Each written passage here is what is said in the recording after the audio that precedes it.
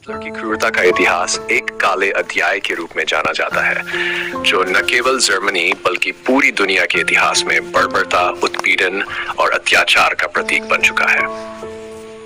Adolf Hitler एक महत्वाकांक्षी नेता जिसने जर्मनी को महान बनाने का सपना देखा था, धीरे धीरे एक ऐसे तानाशाह में बदल गया जिसने लाखों लोगों की जिंदगी को बर्बाद कर दिया। प्रारंभिक जीवन और राजनीतिक उभर आजम 3 अप्रैल 1939 को ऑस्ट्रिया में हुआ था। हिटलर का प्रारंभिक जीवन बहुत संघर्षपूर्ण रहा और इसने उनके व्यक्तित्व में कट्टरता का संचार किया। प्रथम विश्व युद्ध के दौरान हिटलर जर्मनी की सेना में शामिल हुआ और एक सैनिक के रूप में सेवा की।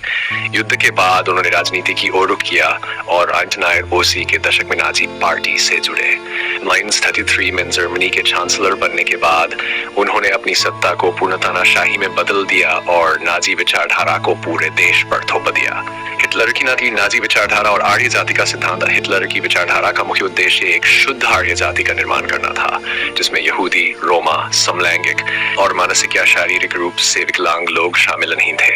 उनका मानना था कि जर्मन आर्य जाति सबसे श्रेष्ठ है और बाकी जातियां निम्न हैं। इस विश्वास ने हिटलर को एक ऐसे रास्ते पर ला दिया जहां उन्होंने असंख्य निर्दोष लोगों के जीवन का अंत कर दिया। यहूदी विरोध और होलोकॉस्ट। हिटलर की क्रूरता का सबसे विभत्स उदाहरण होलोकॉस्ट है।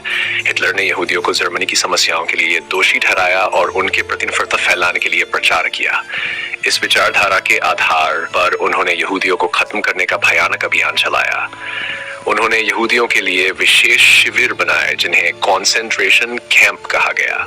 इन शिविरों में यहूदियों को क्रूरतापूर्वक मारा गया। यहूदी लोगों को गैस चैम्बर्स में डालकर जहर से मारा जाता था। लाखों यहूदियों को भयानक यातनाएं दी गई। भूख और बीमारी से मरने के लिए छोड़ दिया गया। द्वितीय विश्व युद्ध के दौरान करीब 86 लाख यहूदियों की हत्या की गई, जिसमें लाखों बच्चे, महिलाएं और बुजुर्ग शामिल थे। हिटलर ने न सिर्फ यहूदियों को बल्कि अन्य अल्पसंख्यकों, विकलांग लोगों, मानसिक रोगियों और राजनीतिक विरोधियों को भी अपना शिकार बनाया। द्वितीय विश्व युद्ध और हिटलर का आक्रामक विस्तार। हिटलर का सपना था कि वह जर्मनी को विश्व की सबसे बड़ी ताकत बनाए और इसके लिए उसने 1939 में पोलैंड पर आक्रमण कर द्वितीय विश्व युद्ध की शुरुआत की। हिटलर ने एक के बाद एक कई देशों पर आक्रमण किए और अपने साम्राज्य का विस्तार किया। उसके आदेश पर जर्मनी ने फ्रांस, बेल्जियम, नीदरलैंड और सोवियत संघ के बड़े हिस्सों को अपने कब्जे में ले लिया। इस युद्ध में हिटलर की रणनीति और उसके सैनिकों की क्रूरता ने लाखों लोगों की जान ले ली और पूरी दुनिया को हिंसा, विनाश और विध्वंस के चक्र में धकेल दिया। युद्ध का अंत और हिटलर का पतन। जैसे जैसे द्वितीय विश्व युद्ध आगे बढ़ा, हिटलर की सेना कमजोर होती गई। मित्र राष्ट्रों अमेरिका, ब्रिटेन, फ्रांस और सोवियत संघ के संयुक्त प्रयासों ने हिटलर के सपनों को चकनाचूर कर दिया। अंततः 1945 में जर्मनी ने आत्मसमर्पण कर दिया और हिटलर का साम्राज्य बिखर गया। 3 अप्रैल 1945 को हिटलर ने बर्लिन में अपने बंकर में आत्महत्या कर ली। उसकी मौत के साथ एक तानाशाह का अंत हुआ, जिसने न केवल जर्मनी बल्कि पूरे विश्व को रक्तपात और विनाश में डुबो दिया था। हिटलर की क्रूरता के परिणाम।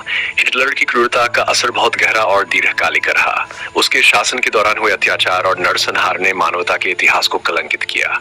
होलोकॉस्ट के कारण यहूदियों को अपने अस्तित्व की लड़ाई लड़नी पड़ी और उन्होंने अपने समाज को फिर से स्थापित करने में कई दशक लगाए। द्वितीय विश्व युद्ध के कारण लाखों लोगों की जानें और इससे पूरी दुनिया में आर्थिक, सामाजिक और सांस्कृतिक हानि हुई। युद्ध के बाद जर्मनी को विभाजित किया गया और उसे अपने किए गए अत्याचारों का दंड भुगतना पड़ा। निष्कर्ष। हिटलर का इतिहास मानवता के लिए एक चेतावनी है कि किस तरह अंधी महत्वाकांक्षा, घृणा और कट्टरता ने एक व्यक्ति को इतने विभत्स अत्याचारों की ओर धकेल दिया। हिटलर का शासन यह भी दर्शाता है कि सत्ता की लालसा और दूसरों पर वर्चस्व स्थापित करने की चाह किस तरह से विनाश का कारण बन सकती है।